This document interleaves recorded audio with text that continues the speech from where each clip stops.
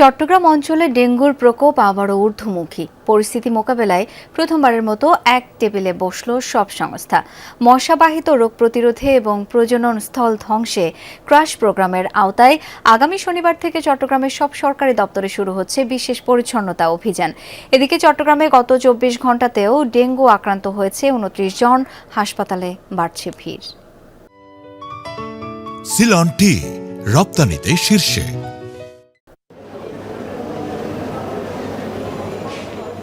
চট্টগ্রাম অঞ্চলে ডেঙ্গুর প্রকোপ বেশি আগে থেকেই। সাম্প্রতিক বৃষ্টির পর তা বেড়েছে আরও। এখনও প্রতিদিন শহরের পাশাপাশি ১৫ উপজেলা এবং বিভাগের অন্যান্য জেলা থেকেও হাসপাতালে প্রতিদিন আসছেন রোগীরা। গত ২৪ ঘণ্টায় চট্টগ্রামে ডেঙ্গু আক্রান্ত হয়েছেন ২৯ জন। চলতি মাসে একদিনে যা সর্বোচ্চ। এখন পর্যন্ত আক্রান্তের মোট সংখ্যা ৫৮৭ জন।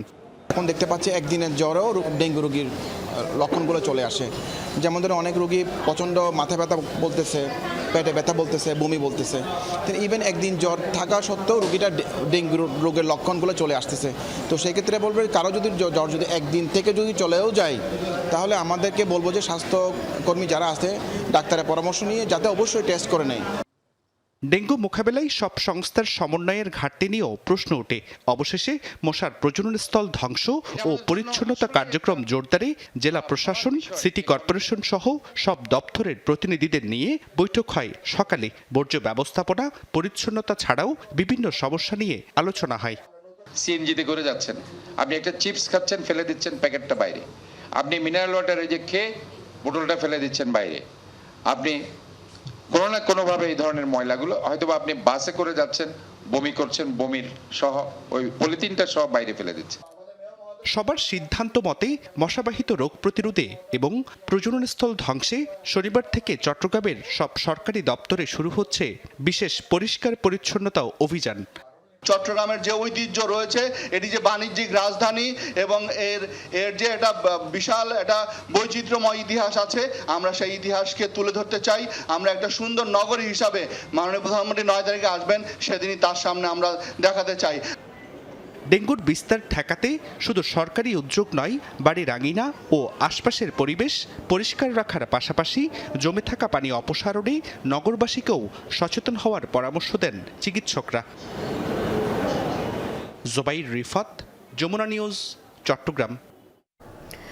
দর্শক, ডেঙ্গু বিষয়ে আরও জেনে নেব। এই মুহূর্তে যুক্ত হচ্ছেন সহকর্মী শহীদুল সুমন। সুমন, হঠাৎ করে ডেঙ্গুর প্রকোপ বাড়ার কারণ হিসেবে চিকিৎসকরা কি বলছেন এবং ক্রাশ প্রোগ্রামের আওতায় কোন কোন এলাকা রয়েছে সে সম্পর্কে জানতে চাই। শাওন, ডেঙ্গুর আসলে বংশ বৃদ্ধি হচ্ছে, এটি আসলে মূল কারণ। তার কারণ হিসেবে আপনি জানেন যে এক পশলা বৃষ্টি, আমাদের এখানে ভারী বৃষ্টি এক দফা হয়েছে, এখনো কিন্তু গুড়ি গুড়ি বৃষ্টি হচ্ছে। অর্থাৎ বৃষ্টির ফ্লোটা যদি না থাকে তখনই আসলে মশার বংশ বিস্তার হয়। অর্থাৎ যেখানে সেখানে পানি জমে থাকার কারণে আসলে সেই পানিতেই এই মশাগুলো জন্ম নিচ্ছে। ফলে যতক্ষণ না পর্যন্ত আসলে বর্ষার মৌসুমটা যাচ্ছে ততক্ষণ পর্যন্ত এই যে মশার বিস্তার কিংবা ডেঙ্গুর প্রাদুর্ভাব এটি আসলে বাড়তেই থাকবে। আমরা হাসপাতালগুলোতে আসলে তেমন পরিসংখ্যান সংখ্যা আসলে আমরা দেখছি। জুন জুলাইতে যে পরিমাণ রোগী আমরা আসলে হাসপাতালগুলোতে দেখেছি, বাকি যে ৫ থেকে ৬ মাস সে ধরনের রোগী আমরা কিন্তু চট্টগ্রাম মহানগরী কিংবা উপজেলাগুলোতে আমরা দেখিনি। আজকের পরিসংখ্যান যদি আসলে বলি, সেক্ষেত্রে গত ২৪ ঘন্টায় ২৯ জন আক্রান্ত হয়েছে এবং এখন পর্যন্ত ৫৮৭ জন আক্রান্ত হয়েছে। এর মধ্যে ২ জন কিন্তু ডেঙ্গু আক্রান্ত হয়ে মৃত্যুবরণ করেছে। ফলে উদ্বেগ কিন্তু আসলে বাড়ছে সাধারণ মানুষের মধ্যে। সিটি কর্পোরেশন যেমনটি বলে, তারা নালা নর্দমা পরিষ্কার করার চেষ্টা করছেন, মশার স্প্রে করার চেষ্টা করছেন, কিন্তু আসলে বাস্তবে সাধারণ মানুষের যে অভিযোগ সেটি হচ্ছে যে এলাকাগুলোতে তারা আসলে নিয়মিত যে মশক নিধন কার্যক্রম অর্থাৎ মশার ওষুধে স্প্রে করা সেটি আসলে তারা দেখেন না। কোথাও কোনো অভিযোগ পেলে কিংবা মেয়র কোনো ওয়ার্ড পরিদর্শনে গেলে সেক্ষেত্রে আসলে তৎপরতা যেমন থাকে, পুরো মাস জুড়ে কিংবা সপ্তাহ জুড়ে সে ধরনের কার্যক্রম সাধারণ মানুষ দেখে না। এর বাইরে চিকিৎসকরা যেটি বলছেন কিংবা স্বাস্থ্য বিভাগের পক্ষ থেকে আসলে যেটি বলছেন, শুধু পরিষ্কার পরিচ্ছন্নতা সিটি কর্পোরেশন করলেই হবে না। বাসাবাড়ির যেই পরিষ্কার পরিচ্ছন্নতা কিংবা তাদের টবগুলোতে পানি জমে থাকা কিংবা ছাদে কিংবা যেসব বাসাবাড়ির আসলে কাজ চলছে, নির্মাণাধীন ভবন, সেখানে যে পরিষ্কার পরিচ্ছন্নতা সেটি নাগরিকদেরকেই আসলে করতে হবে। অর্থাৎ যেমন চিকিৎসা ব্যবস্থার দিকে আসলে নজর দিতে হবে, তেমনি কিন্তু সাধারণ মানুষের যে জনসচেতনতা সেটিও বৃদ্ধি করতে হবে।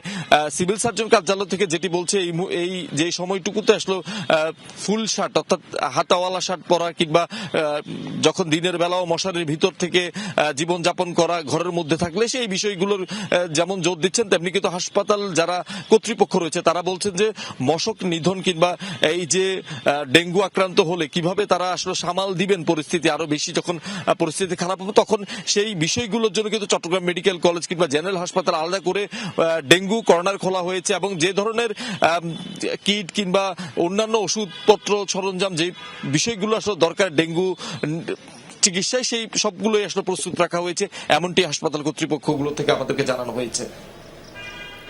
সুমন, অনেক ধন্যবাদ বিস্তারিত জানাবার জন্য।